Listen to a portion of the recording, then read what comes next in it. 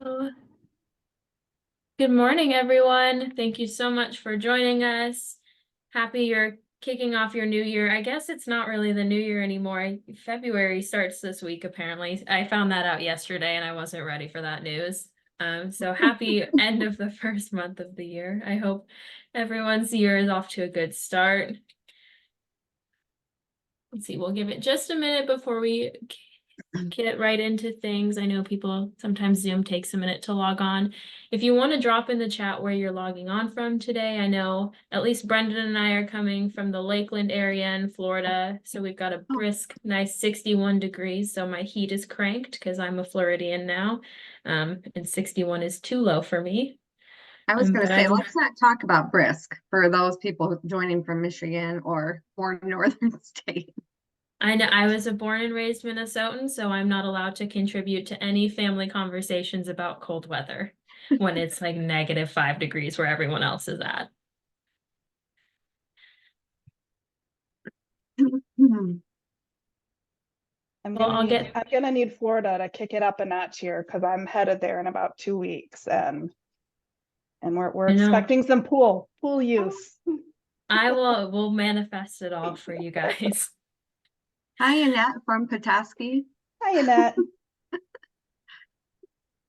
Awesome. Well, I'm going to get things started so I can make sure you guys have all the time you need to share everything. So hello again, everyone. My name is Danny Clough. I'm the channel marketing coordinator over here on the QGIve team. I'm joined today by Brendan Smith from QGIve's business development team, as well as Kirstin VanderMolen and Jaime Van Essen from Kennari Consulting, who of course are going to be sharing with us how to start your fundraising year off with a great plan. I want to remind everyone that today's webinar is eligible for 1 CFRE credit. So if you're somebody who maintains that credential, make sure you're getting your year off with a good start with those credentials. Let me see if my slides move. There we go.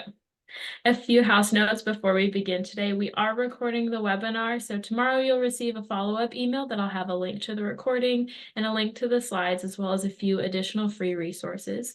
We've also got the chat going, which you've already seen, where you can talk with Brendan, Jaime, Kirstin, and I throughout the webinar today.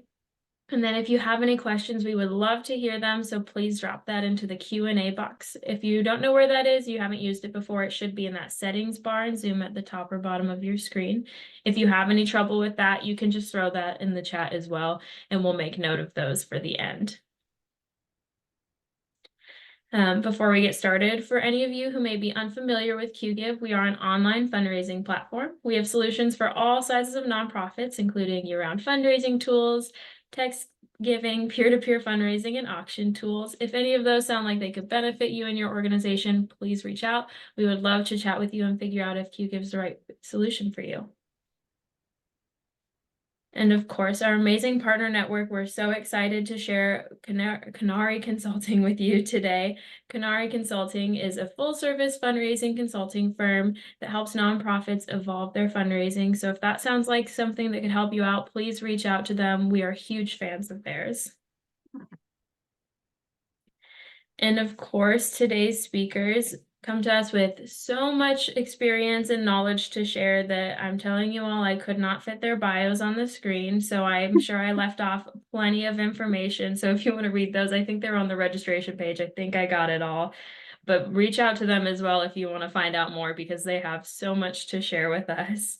Kirstin, I know, does a lot of work with annual giving with her clients, helping them cultivate donors and acquire donors and retain them, and helping her clients meet their annual fundraising goals. And Jaime working more on the data side of things and helping nonprofits build their data systems and processes with donor management tools, online giving platforms, and communication methods. So together they pretty much do it all.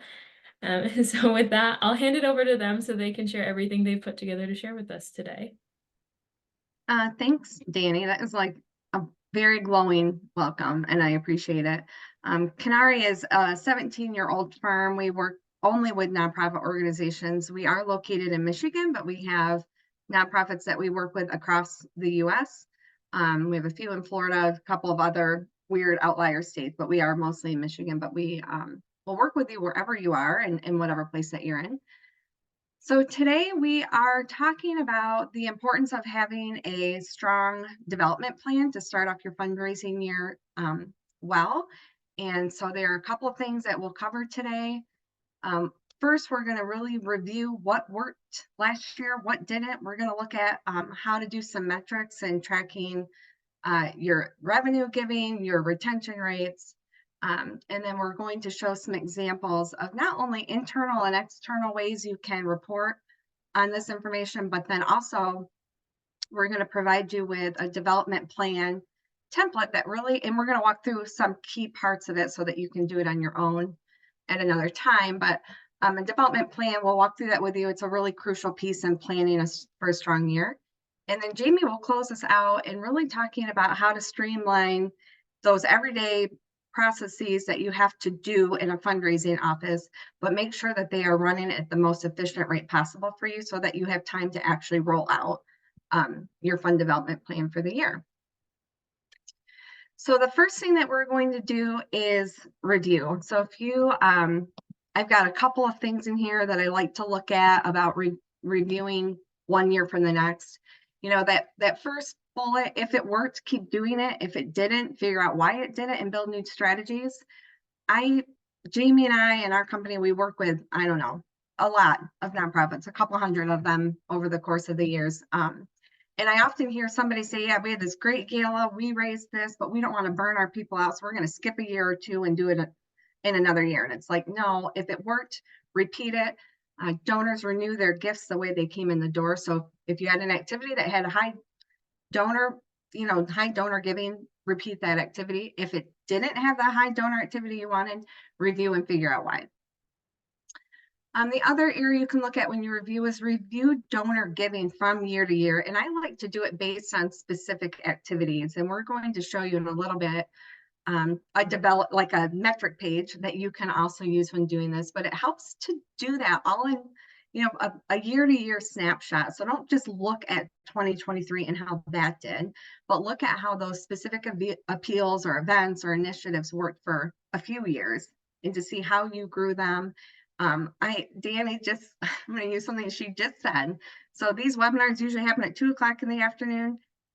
We're doing it at 11 o'clock today because that was, I think, Jaime and I's request. That's what worked for us. And they had a better turnout today. And I'm not saying it's because we're here. I think part of it could have been the timing. So look at events that you've done or appeals that you've done and adjust where appropriate. But it's important to look at it for a snapshot over a few years, not just 1 year. And then what donor categories performed well. So again, looking not only at even retention rates, but where did you grow in your giving? Did you grow in recurring gifts? Did you grow in volunteer gifts? Did you grow in major gifts? Really looking by donor category as well to see how effective those were for you and where you should be investing your time in 2024. If you saw a drop in recurring giving from 1 year to the next, you might want to focus some new strategies on that for this year. So it's really hard to know how to plan unless we've reviewed where we were and what worked and what didn't. Looking at your retention rates is really important. There's a gray box here on the side that talks about the industry standards for retention rates. It's always great to see how you measure up to that. Oftentimes I hear board members even asking that, how is our donor renewal rate? And sometimes they'll say, I just saw this weird, stat on that. How do we compare to that? So it's nice to have those numbers ready for your leadership. And I like retention rates. I just pick kind of 3 categories: first time donors, major donors, monthly donors. You might have other categories that you want to check. Just a quick math problem. If your database doesn't report on retention rates, it should, but if it doesn't, or if you're not working from a donor software program yet, a quick formula to just figure out retention rates from year 1 to year 2 is taking all donors who repeated a gift in year 2, so all returning donors in 2023 divided by all donors in 2022 and dividing that, and then times it by 100, and that should give you your percentage of retention rate. Hopefully I said that formula right. Jamie's nodding her head. So let's look at preparing an internal report. Once you've done that review, it's important to, and I'm going to share an internal report with you in the next slide here in a minute, but there's some really important reasons for that. Not only does it help you prepare and plan, But it helps inform leadership and the board staff leadership on how you're doing. It allows you to take some time to celebrate the success of what happened.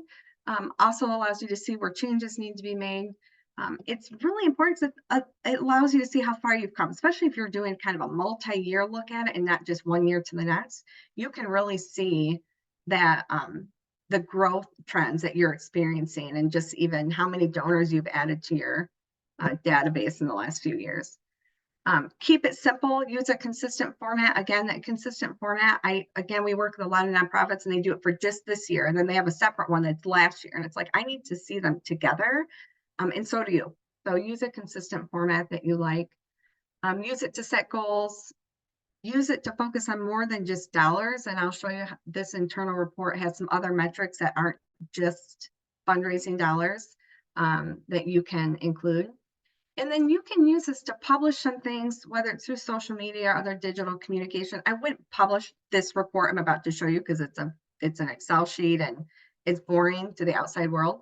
But you could take snippets of it like, hey, this was our growth in recurring donors over the last year. Thank you for being a part of that. So, but if you don't have those numbers, you can't celebrate that with the rest of your community.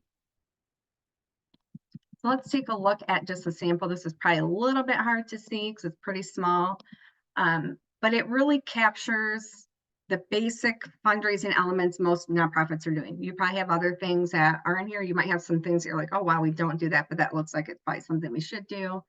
And there are several years on here. There's 1, 2, 3, 5. There's 5 years on here. Now, some of you can't go back that far, or you're brand new at doing this. And so you're going to be able to capture 23 and set goals for 2024. Great. Just know that come 2025, keep this sheet and just continue to add to it. If you can trust your data, which a lot of people say I can't, because a lot of people come into a database program that wasn't operating the way they would have used this. Some people say they can't trust their data.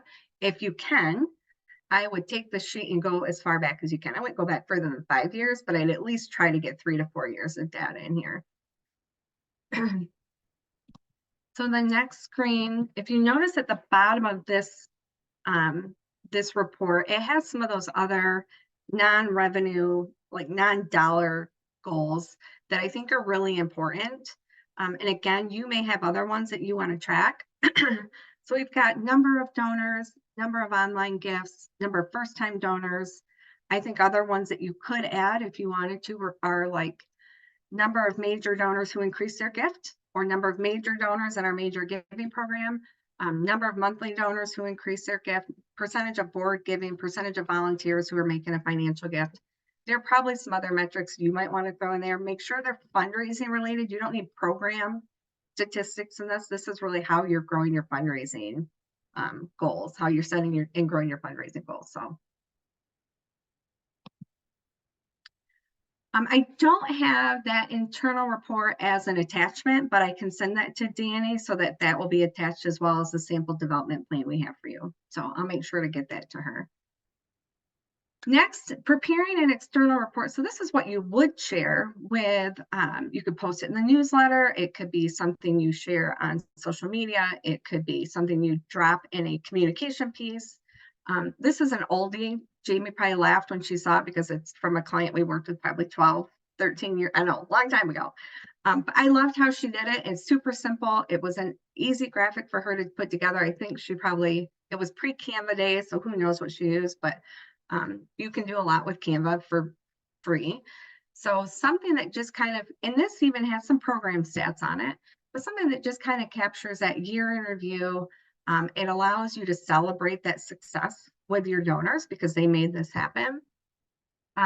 We saw a cool thing recently. Jaime and I work with a client here in Michigan, but they're a global organization, and they had a huge goal to meet at their year end. And in fact, they were very much pushing this goal through social media and digital communication. They were doing it a lot. I'm not going to say it was annoying, but they were doing it a lot, but it worked. But one of the things they did to celebrate is they did a quick video in January that they sent out to everybody. And it was like, hey, thank you for being a part of that this year-end push that we did meet our goal. In fact, we surpassed our goal. And here are the things that we're going to be able to do with it. So I don't think your external report needs to look like a piece of paper. I think your external report could be something more creative, like a video that showcases, here's what we accomplished because you helped us, and here's where we're going forward because of your help, and using some of those external report metrics in your video. I'm just saying, be creative on that. All right, next we're going to look at a development plan sample, but what I want to talk about first is why creating a development plan is so important. You've already, hopefully you've already taken time to review what worked and what didn't, and you've started to think through what those goals are, and now we're going to put those goals to paper in a plan. If you are new to creating a development plan, this is brand new for you, keep it simple and build it out for just this year. Don't try to do like get fancy and do like 3 to 5 years. Just do a 1-year development plan. By the end of this year, as you're planning for next year, maybe build it out 2 to 3 more years now that you've gotten the hang of how it works and how to use it. And I want you using it. I don't want you to create a development plan that sits on a shelf. I really want you to use it. So you have to like it, and it has to be yours. Something about a development plan, it is created by you. Whoever's doing the fundraising work at your office, you can create it with your organization leadership. Your board doesn't help you create it. Your fund development committee doesn't help you create it. You create it and share it with board and with leadership and with volunteers after it's been created. You're the one that's really setting these goals with your leadership of your organization. So here are, I've listed some benefits of what a development plan gives you. And there's some freedom in it. I don't know if anybody's lived by a really tight budget and it seems like you're not going to like that, but yet there's freedom in that budget. That's how this feels. So my personal favorite part of a development plan is being able to say no. So, I mean, I would say show your hands, but you don't need to do that. But I am sure all of you at some point have had a board member or a program staff member or somebody else in leadership say to you, I have a great idea for a fundraising event. I think we should do this. And in your mind, you're thinking that's a terrible idea. I don't know how to say no to that. Your plan, you get to say, you know what? We've already mapped out this year, or we've already mapped out the next 3 years, and that is not in the plan. I will pocket your idea and think about that. But right now, this year is not an option. So we have these other events that we've already planned. So it gives you this power to say no to people and in a way that doesn't feel like you're totally letting them down. The other reason why I love a development plan, it is an effective roadmap. Like, you know where you're going. You've taken the time to build those strategies, and it's just a matter of looking back at it and going, oh, right, we said we were going to do this to grow monthly giving, so we need to get that in place pretty soon. So it allows you to plan ahead, be more efficient. It creates space to create strategy. It makes you take the time to create strategy. You don't have an option. You've got to put it in your plan. That freedom to say no, but then it also includes those metrics and goals. So we're going to show that in just a minute, but it allows you again to see where you've grown and where you're going. So I love a plan or any kind of document that shows me where I was 5 years ago and where I am today. Yeah, next page. One of the things about a development plan too, it doesn't mean that you're inflexible. So if somebody comes to you with a great idea for a fundraising event, and you're like, oh, I kind of like that, and I think we could do it, figure out where to add it. But the plan just means something else might have to give if you're adding something else, but it doesn't mean you can't be flexible. It gives you the power to say no, though, if you want to. So a development plan, what it's going to look like, and the template we're sending you, the first couple pages have some strategies and specific strategies, but then the next page has just a metrics page. And I grabbed what most nonprofits, again, are tracking. You might have some other things in here that you want to do, but I want to just look at this very first top left one where it talks about revenue sources in direct mail, and just kind of give you an example of how to walk through and build your own goals. That's a common question I get. How do I know how much to increase? So this direct mail goal, they had $50,000 in year one through 1,154 gifts. Their goal for 2024, if you can do quick math, it's about a 5% increase, which is very modest, by the way, and a similar increase to number of donors. I think they just took 5% in, not they, it's probably me, took 5% and did that across the board. So that common question I get is, how much do I know to increase, or how do I know to set my goal? So there's some different factors. I'm going to walk through each of them. You may be aligning this with an organizational budget. So leadership may have come to you and said, you know what, our goal for revenue or for events or for direct mail is X. Like, we've got to raise this. I know we raised this last year, but we've got to raise it this year. So you may already have that mapped out for you. So it's almost, as I say, as easy. Nothing's easy about budgeting or planning.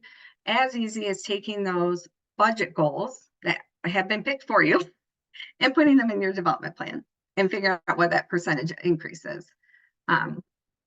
If your org does not have an established budget, or your leadership has not told you what they're hoping to raise, then it's kind of on you to figure that out. So one of the ways I would do is to look at data trends. How much are you growing in those areas year after year?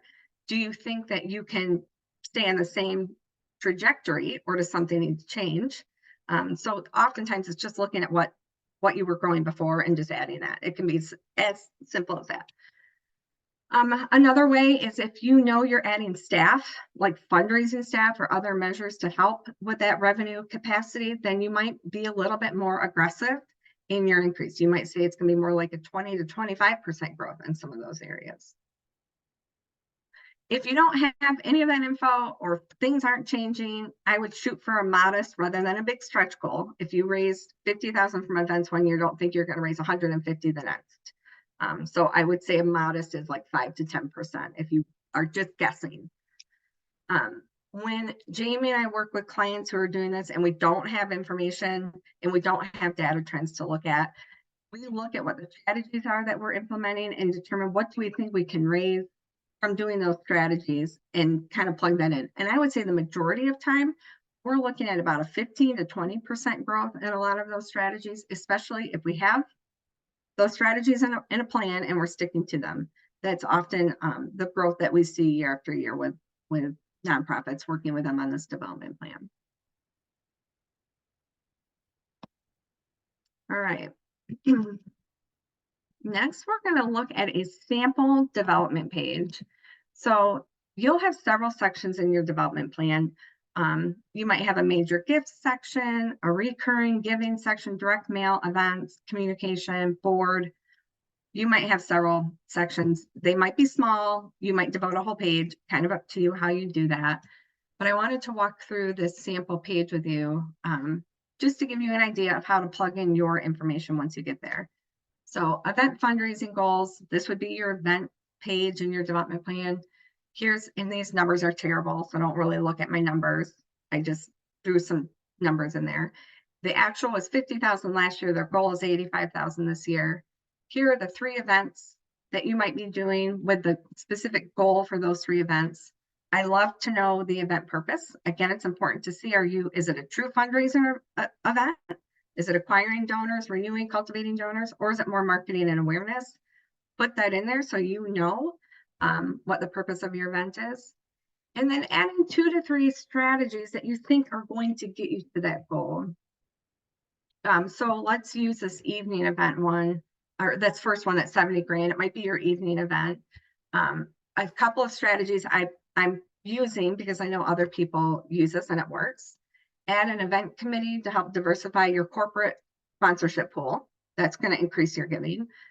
Send a hard copy invitation with an RSVP card that allows people to make a gift in lieu of attending your event. That's going to boost your revenue efforts.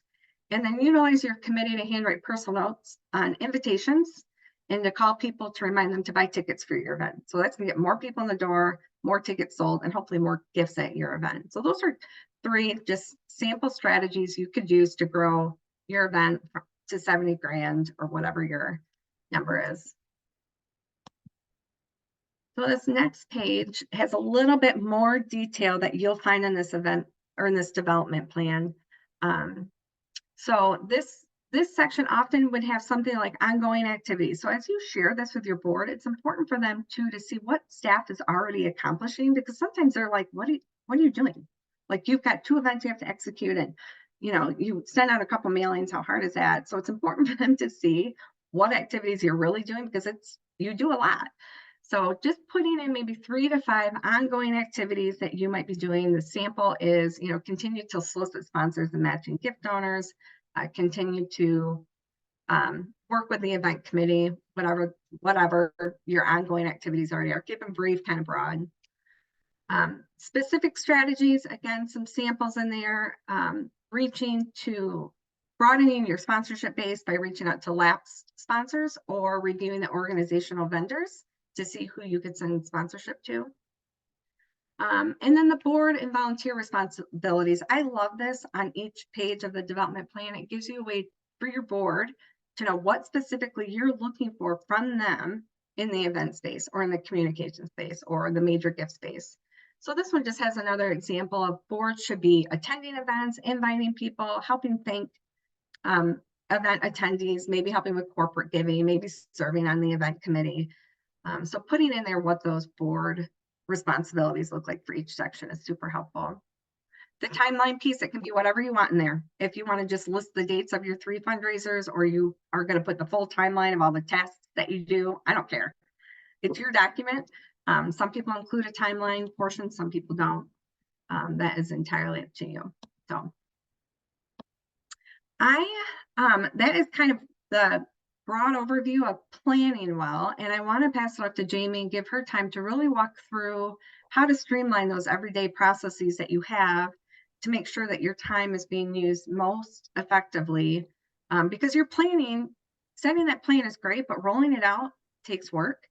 So I want to make sure you have time to do that. So I'm passing it off to Jaime, who is our resident smarty pants on all things donor software and reporting and such. So Jaime, go for it.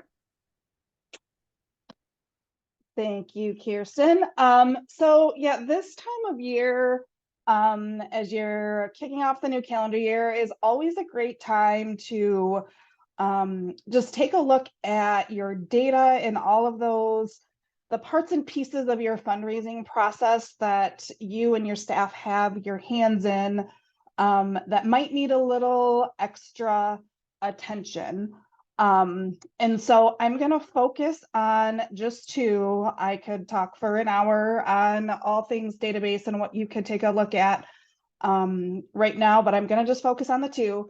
And those are online forms and your acknowledgement letters, whether you're doing those print or electronic or both.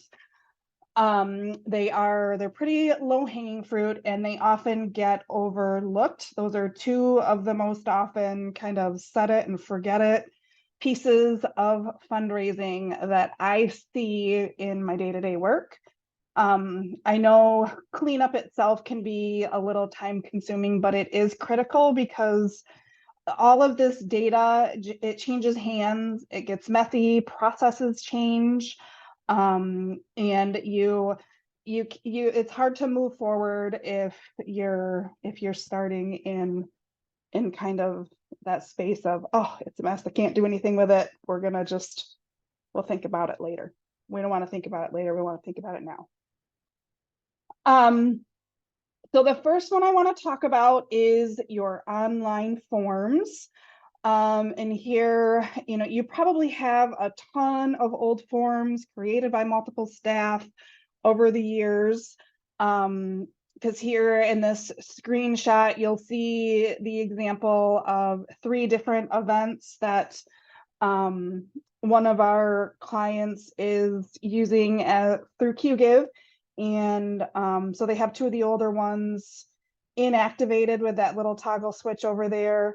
And then they've just got those 2 active forms going right now. But the key is, in a challenge we have heard about, is the electronic confirmation piece that your donor or sponsor sees once they complete that transaction. That's something that it's often overlooked. And if you haven't taken a look at that in the last 6 months or so, who knows who has. So it's always really great every time you are, cloning that form to create a new one for your new event or a new donation page. always click through and find those confirmation emails that are going out to make sure you've got the right year for your event, the right person on your staff. You know, we have an example of someone who had a staff person on their confirmation email from, you know, 2 events ago, and it was just one of those things that they weren't paying attention to. So this is definitely one of those things, and this can be whether you're using QGive or your donor software giving platform. Those confirmations tend to be a little bit buried in all of them. So just make sure you're familiar with where those are. So some of those acknowledgement best practices to think about as you are reviewing those, whether electronic or hard copy. We know that that acknowledgement is a critical piece of communication, and it greatly impacts what the future giving will look like from that donor, whether you're mailing them, emailing them, or a combination of both. We want to make sure that you are updating them regularly. Many organizations do them monthly, just to say, hey, here's what happened in the last month with our organization and what we've done with those donations. Some of them do them yearly. Too many organizations don't even do it yearly. I won't talk about how long I've seen some thank you letters saved in databases. But we want to make sure we're testing those auto responses through those online giving forms too, just so that you're seeing them, making sure the format looks great. If you're inserting a logo, make sure it's not like making it huge and, you know, it's taking up the whole screen. And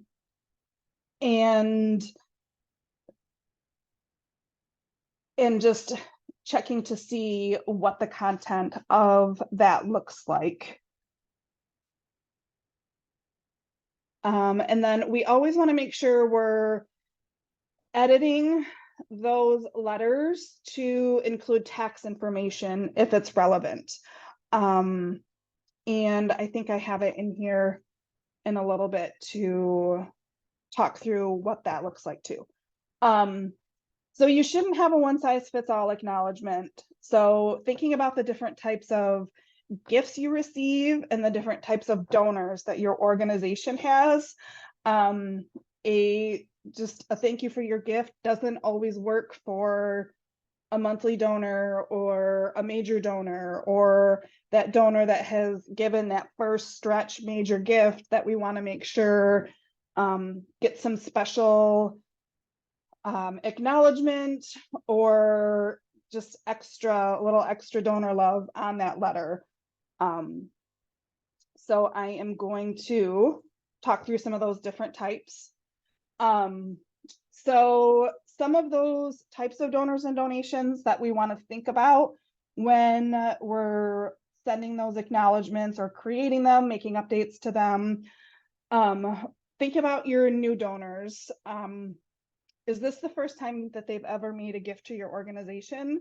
If so, let's call that out and make sure it's getting pulled aside for an extra signature or note from your executive director, or it's acknowledging that it's that first time gift. Even if you send a secondary communication like a little postcard. Same with new recurring donors and then subsequent donations. I attended a event this past fall, and gave a new recurring donation at the event. It's, you know, like a small $10 or $15 a month gift. But about 3 weeks later, I got the nicest little postcard from a guild member with that organization just saying thank you for my gift. And it was like, it just, I clutched my heart and said, oh my gosh, this is so cute. And I'm like, this is what we tell our clients to do. And it got me. They did what they were supposed to do, and it got me.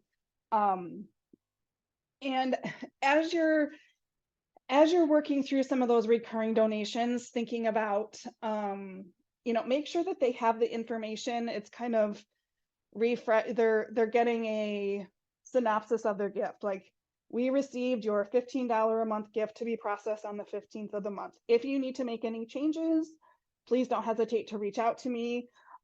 Because sometimes if forms are a little tricky, those recurring donations might have an error. I attended another event where I went to make a gift, just a single gift. And once I hit submit, I got an email saying, "Thank you for your new recurring gift." I'm like, "Oh no, I didn't mean to make that recurring." And it was a little tricky for me to go in and switch that. So just making sure you're really transparent on how to make changes. And then also let them know how they'll hear from you in the future. So if you plan on sending that email confirmation that it was processed every month, let them know that. If you're only going to send them a yearly statement in January, let them know that. Just be really, really transparent on how they're going to hear from you. Same with major gifts, just have a plan with how that will be acknowledged. Maybe it's a different person's signature in your organization. Maybe some phone calls need to be done. Also, event transactions. So thinking about all the ways your donors can give to you at an event. They can buy tickets, they can sponsor, they can provide in-kind services, they can provide items for an auction, they can purchase those auction items. So there's just different ways that those acknowledgments should read. Because if I attend an event and I bid on a silent auction item and I buy or make an extra donation, I would like to see that kind of broken out in my receipting that I receive. And then tribute donations, make sure you are acknowledging that the gift was given in memory or in honor of someone. So it's not just that blanket, "Thank you for your gift of $100. It's "Thank you for your gift of $100 in memory of Sally Smith." And then also let the donors know how you will communicate with that family if they have asked you to do that. And then the big thing, online versus mail donors. If you're sending email acknowledgments or email receipts, be clear whether that's the only acknowledgement they're going to receive or if you will send a hard copy of that. And just be mindful of whether your email receipt has tax information and your hard copy receipt has tax information if you're doing both. We shouldn't include tax information on both of those because that could be a little confusing if they're making multiple gifts to different organizations or they're giving to you on multiple occasions. So the please retain for your tax receipts should only be on one of those acknowledgements.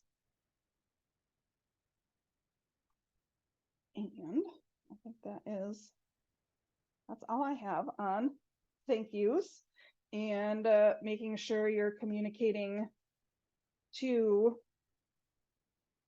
all those folks. I think there are some questions for us. Yes. Yeah, we've got a couple, and here, Jaime, I can take over sharing and I'll put up Okay. I'll put up some of our contact information so people can make note of it as we go through our Q&A time. Can you see my screen? Yes. Thank you. Perfect. So we've got that QR code, if I can get the words out, up there for, I believe that'll take people to your website. Am I correct, Kirstin? Correct. Yep. Okay, perfect. And then before, while it's still fresh on everyone's mind, in case anybody has to hop off, I'm gonna launch a quick poll for anybody who wants to opt in to receive information from Kennari that maybe you didn't fill or check that box when you were registering today. So feel free to check yes on there. And if you aren't sure what you did, just check yes anyways, and I'll make sure they get your information. And we do have some questions today. I know Kyle West asked, should you list the gift amount in each acknowledgement for your donors? The amount of the gift, yes. So that does get a little tricky with events and the tax deduction amount and all of that, but it should say thank you for your gift of $100, because that is for the donor, that is what helps them with their deduction. But then with events, thinking through my example of, if I buy 2 tickets, I make $100 donation at the event, and I purchase a silent auction item. That would be a great consolidated type of receipt to create, to say thank you for participating. Here's what we show. Please let us know if we missed anything, or you have your records show different. I will tell you that your email, your receipt response, whether it's an email or it's a hard copy that you're putting in the mail, it's one of the first ways that you build trust with your donor. So as soon as you recognize, thank you for your $100 gift here and for purchasing an auction item, it's like, oh yeah, they're paying attention. They know exactly what I did at their event. You just have a little bit more faith in their ability to handle you as a donor. I'll actually take that a step further if I can chime in. For those of you who are QGIV users, you all may be using this, and there may be other systems that you're using, if you're not QGIV users, who do this as well. I know we have tags that can be populated into the receipt for fair market value. So the receipt can be very granular, and it can be very personalized, to your point, Kirstin, to help the donor understand why they're retaining it, right? What portion of this is tax deductible? What am I going to contribute, to my, when I'm filing my taxes, what am I going to make sure that I have on there? So just I guess a word of advice, if you're using QGIV or if you're using another system to do those automated receipts, look for those tags, look for the ability to customize those receipts as granularly as you can. Absolutely. I'll jump to another question from Kyle. So when it comes to recurring donors, should we send an acknowledgement following every gift, or send less frequently, like once per quarter? I think maybe referring to some of those more monthly donors. Do you want to talk about Sure. monthly donors, Kirstin? Yeah, I can take that.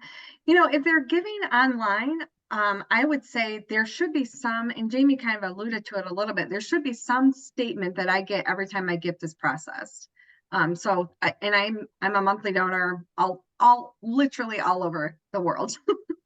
And I will get a receipt each time that I do that. Now, some organizations just say, we've received your gift, you'll be getting a mailed receipt. So the mailed receipt either might be something I get monthly, or they choose to do a year-end statement. But I'd say the majority of my people that I'm giving an online monthly recurring gift to, I'm getting a statement as soon as that's processed. Thank you for your monthly gift of $15. We appreciate you. Sometimes it's updated with, and I don't always read it, I kind of look at it. Sometimes it's updated with more recent stories. I also get a year-end statement from those people. Now, if you somehow have a monthly donor who's still sending you checks or giving you cash every month, but it's not an online transaction, I wouldn't send them a monthly paper letter. But let them know, hey, thank you for being a recurring donor at $25 a month.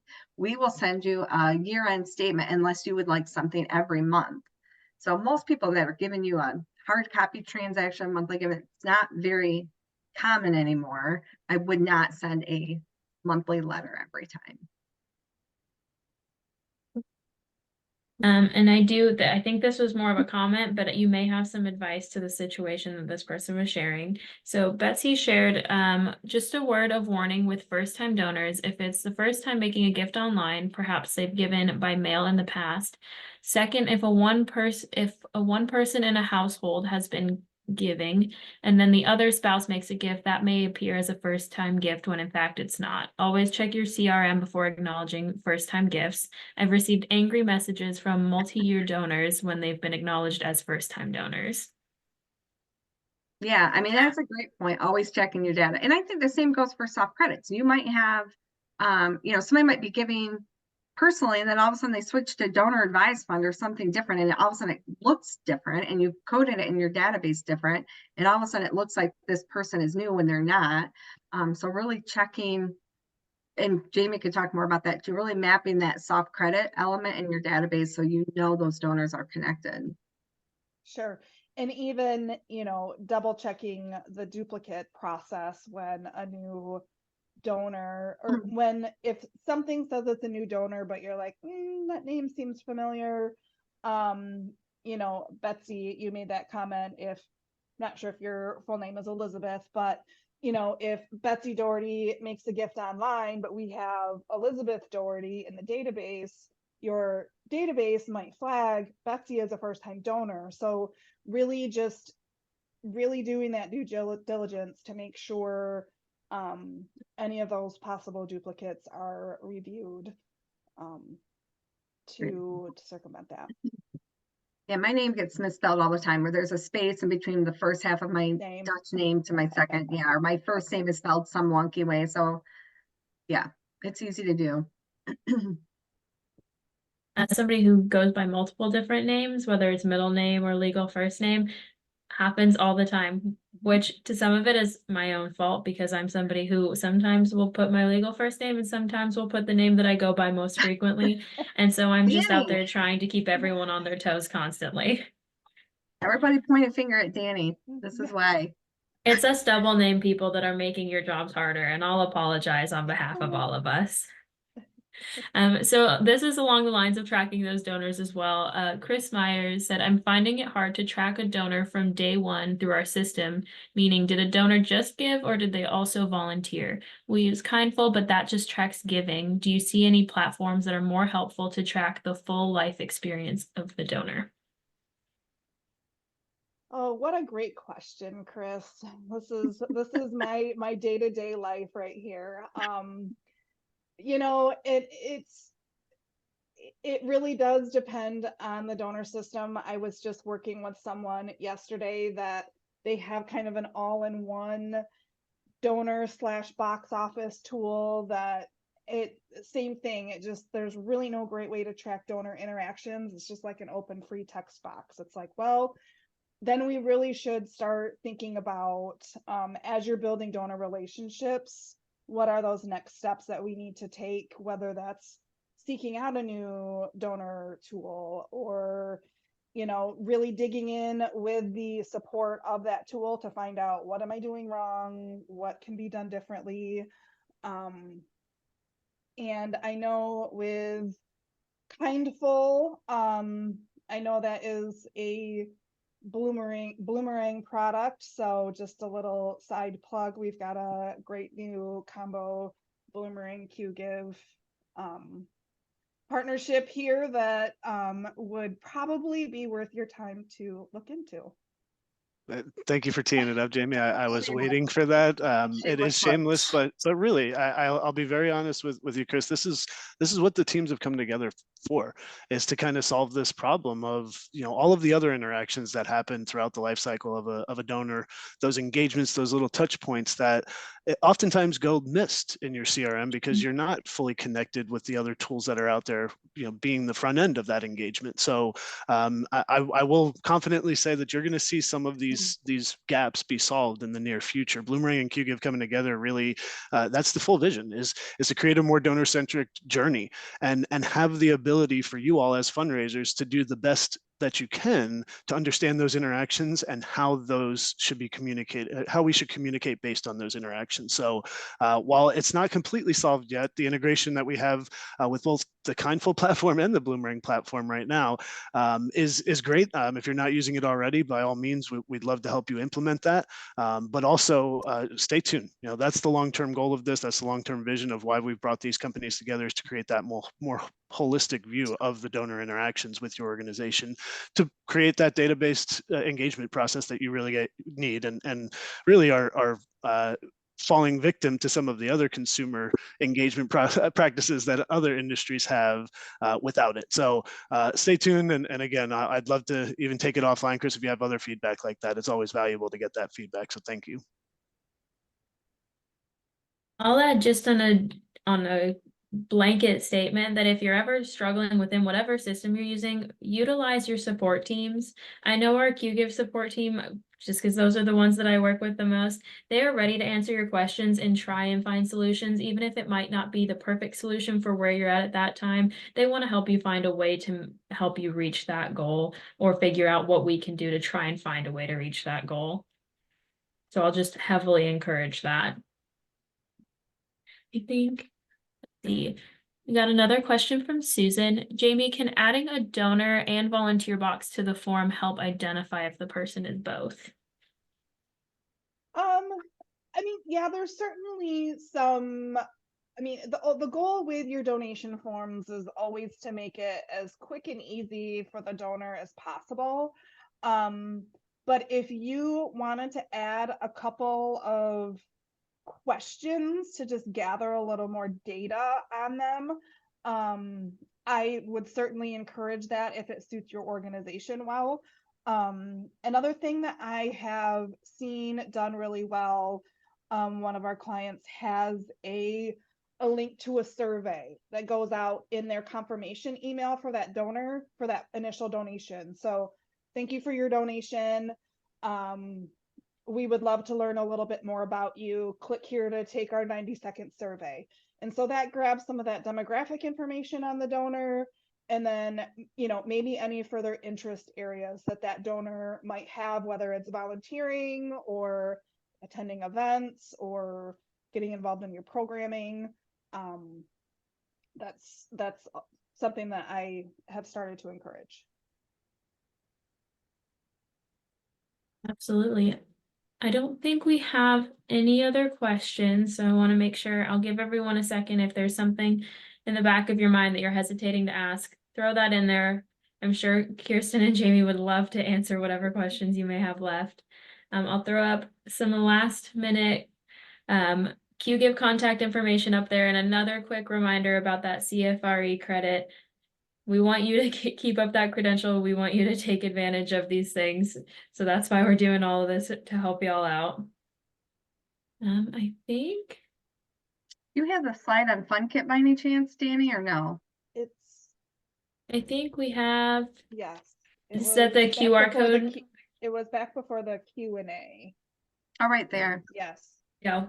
Yep. And these slides will be shared with the recording as well. So you'll be able to pull all of this contact information and any of the QR codes. And if there's something there that Kirstin or Jaime talked about today, reach out to them. I'm sure they're more than happy to kind of fill in those blanks if you maybe missed something or you want to hear more.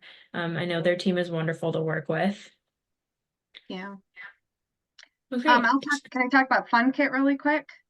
Absolutely. So, Kennari also has some educational resources that are available to anyone. They are free for our clients, but if you're a non-client, you still have access to them at a small cost.